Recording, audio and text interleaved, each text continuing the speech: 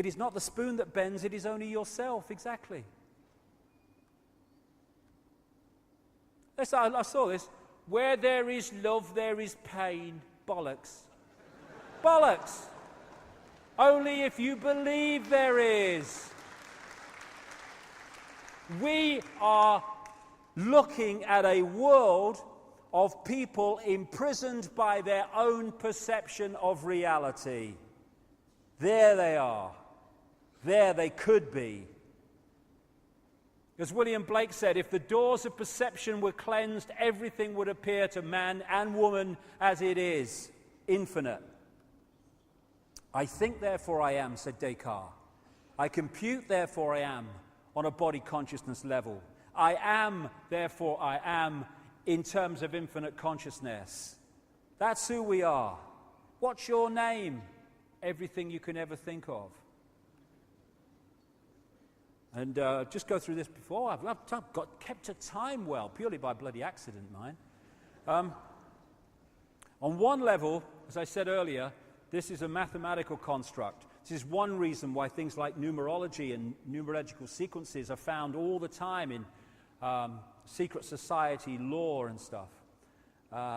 And if you look at the codes of DNA, they've got a very digital mathematical feel about them. Same with DNA when you look at it. We are digital on one level. The Earth grid, as above, so below. The Earth is an energetic construct in the same way that we are, and it has a structure of energy lines called ley lines, meridian lines, whatever. And these are very geometrical in the way that they are laid out. Again, mathematics, geometry. And algebra, I like it, yeah. The Earth grid equals x, y squared. And xy squared, where'd that come from? I don't know. Anyway, so here's the grid, and the lines are geometrical. And what a lot of people have now, who've researched ancient structures and temples and standing stones and what have you, they found that they are amazingly, stands back in amazement, in geometrical relationship to each other all over the world. How did they do that? Miraculous? No. If you have that ancient knowledge, and I'll come to that in the second half, or the second section, you know where these vortexes are. If you put a temple or a construction on that vortex, it is going to be in relationship geometrically to these other ones because you're putting it on a geometrically formed grid. And just like we have the chakra system of vortexes, so does the Earth. And like I say, things like Stonehenge and these great constructions of the ancient world were invariably put on these vortex points, which is where the geometrical relationship comes from.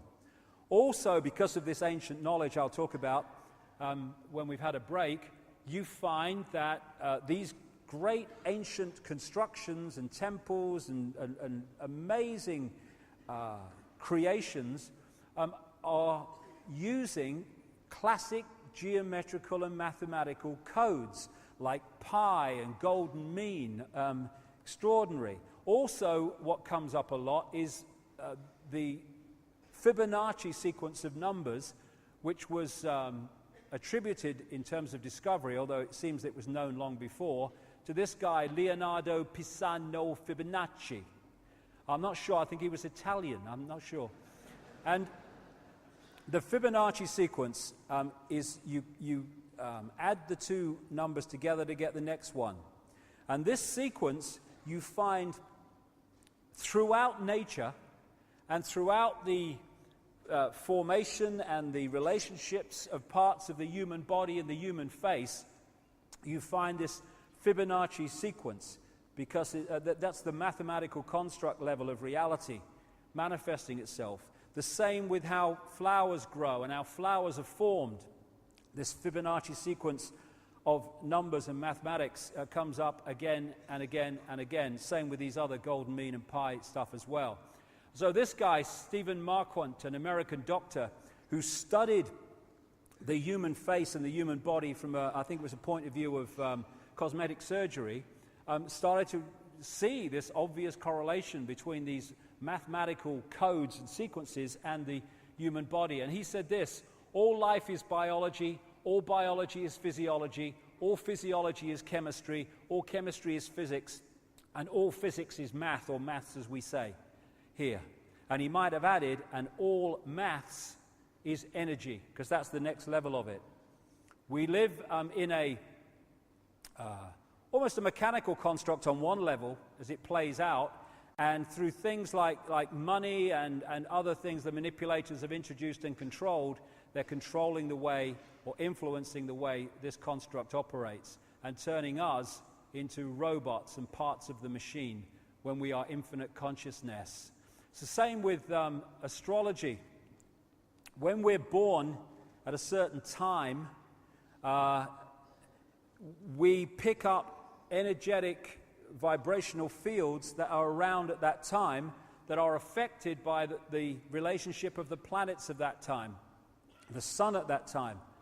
And they can influence us because this affects our body consciousness auric field, and as we go through the sequences through our lives, as the planets move, we are going to be affected by them in a different way to someone born at another time in the cycle who will carry a different vibrational field and therefore interact with the planets in a different way. And these forces, these same forces, are what hold planets in the positions they're in. And when those forces change or move, so do the planets. So, as we finish this first section, what is reality? Whatever we believe it is, and more than that, given what we're going to talk about in the second section, whatever we are told to believe it is. This is the foundation of the conspiracy.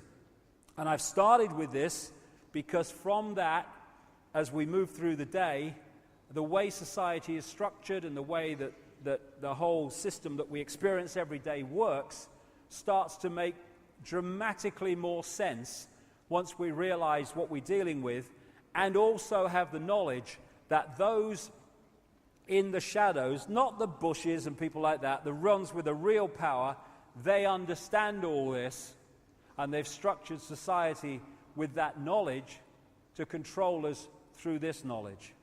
So the world is not controlled by men in dark suits sitting around a table.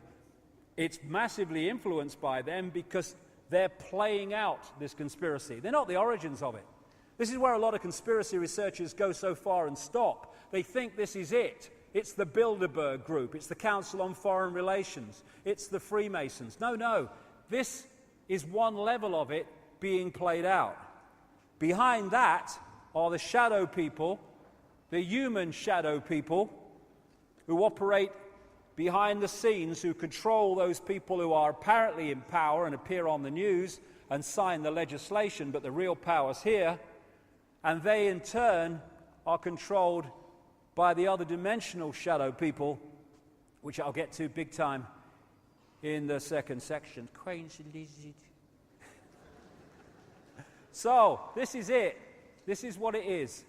Tick-tock, tick-tock, tick-tock. It is a mind game. And that's great news, because we, with this knowledge and with the knowledge of who we are, the dramatic, infinite genius of who we are, can take that power back. Thank you very much.